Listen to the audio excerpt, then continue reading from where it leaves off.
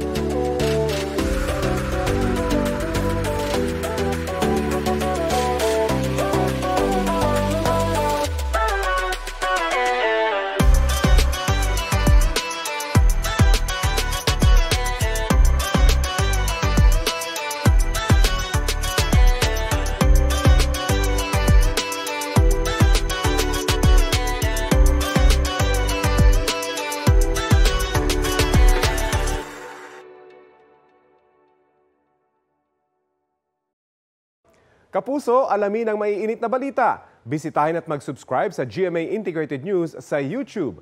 Sa mga kapuso abroad, samahan niyo kami sa GMA Pinoy TV at sa www.gmanews.tv.